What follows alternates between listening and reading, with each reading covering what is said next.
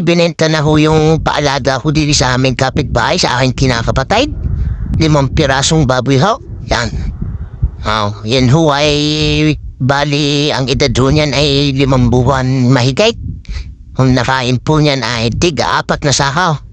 Yan po ang unang timbang. Ang unang tinimbang po ay tumitimbang ng 86 kilos po. Yan. Yan. Ang pakain ko ho dyan ay hydrate.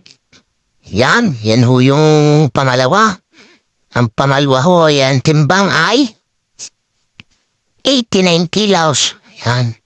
At yan hong pantatlo, 84 kilos. Yan. Kaya ho, subukan nyo din ho ang hydrate at napakaganda. Hindi ka ibinibigat ng mga alaga. Yan ho, ang pang-apat, yan ho ang pinakamabigat, 105 kilos.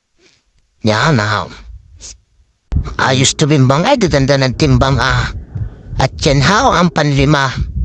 Ang panlima ho ay tumitimbang ng 101 kilos. Yan. Ang kilo po niya sa buhay ay 175. Kaya ho tayo kumita yan mga ginastos 58,000. Less ho yan sa pinagbilhan at yan ibalik. Tapos kung magkano ho ang tubo, yun ho mahati naman yan Tubo kami ng 23 mil. Divide to.